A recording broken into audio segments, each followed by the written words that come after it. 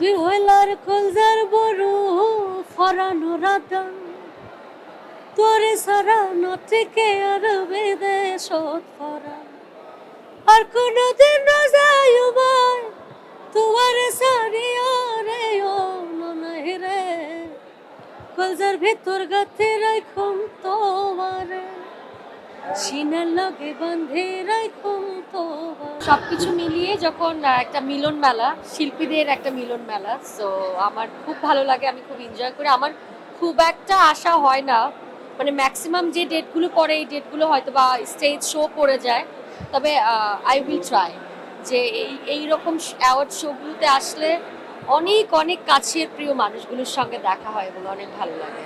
আপু আমরা সম্প্রতি দেখতে পাচ্ছি যে আপনি সোশ্যাল মিডিয়াতে অ্যাক্টিভ এবং বিভিন্ন স্টেজ শো এর ছবিগুলো শেয়ার করেন এবং প্রশংসায় ভাসেন। আসলে এই যে ভক্ত শ্রোতাদের প্রশংসা পেতে একজন শিল্পীর কাছে কেমন লাগে? আমি আসলে আজকে এই অবধি আমার ভক্ত শ্রোতাদের জন্যই তো আমি মনে করি যে আমি সালমা আজকে এই অবস্থানে এসেছি শুধুমাত্র আমার দর্শকের ভালোবাসায়। সো আমার প্রত্যেকটা স্টেজে আমার দর্শকরা যেভাবে আনন্দ করে ওই মুহূর্তটা আমার কাছে অনেক বেশি স্পেশাল সব কিছুর থেকে। আপু আপনার বানিয়ে বন্ধু যে গানটা আছে এটা কিন্তু সেই আহ, মানে গ্রাম বাংলা থেকে শুরু করে শহরাঞ্চল সব জায়গায় কিন্তু। তো কখনো কি এমন হয়েছে আপনাকে না দেখে কেউ আপনার গানটি গাইতেছিল? আহ, এইরকম তো হয়নি আসলে, মানে এরকম আমার সামনে হয় নাই, আমাকেই সবসময় তো স্টেজে উঠলে এই গানটা না গেয়ে ছাড়ার অপশন নাই। আপু আমরা যদি আপনার ইচ্ছে থাকে তাহলে আনসার করবো। আমরা সম্প্রতি জানতে পেরেছি আপনি না না না প্লিজ। তাহলে আমরা ছোট করে একটু জানতে চাচ্ছি, যেহেতু জানুয়ারি মাস চলছে, সামনে ফেব্রুয়ারি মাস, আপনার কাছে ভালোবাসা কি? আমার কাছে ভালোবাসা কি, আমি একজন বোকা মানুষ। আমার কাছে ভালোবাসার সংজ্ঞা হচ্ছে আহ, শুধু আহ, দিয়ে যাও, মন ভরে প্রাণ ভরে ভালোবেসে যাও, কনসিডার করে যাও, স্যাক্রিফাইস করে যাও, বিনিময়ে কিছু আশা করো না, যদিও আঘাত পাও চুপ করে সরে আসো। আমার কাছে ভালোবাসার সংজ্ঞা এটা। একটা সম্পর্ক যাতে সুন্দরভাবে শেষ হতে পারে তার একটা উদাহরণ দিতাম। আপনি একটা কমেন্টে সেখানে লিখছেন যে এগুলো মানে এই লজিকটা সেন্স থাকে না?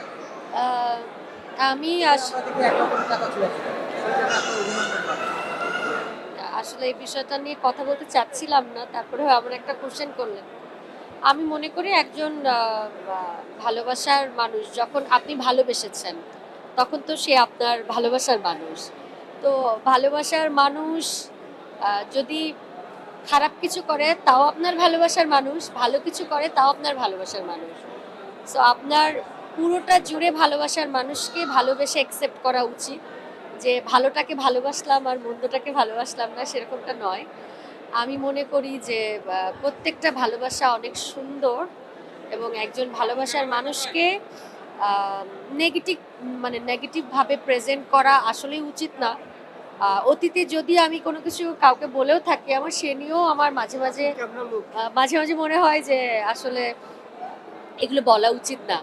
কারণ আর যদি সেখানে পরিবারে একটা বাচ্চা থাকে ফুটফুটে তাহলে সেখানে আরো বলা উচিত না, কারণ হাজার হোক সন্তানের বাবা, তো সন্তানের বাবারা ভালো থাকুক, কারণ বাবারা তো অনেক পরিশ্রমী, বাইরে এত কষ্ট করছে, সব বাবারা ভালো থাকুক। আমারও তো বাবা আছে।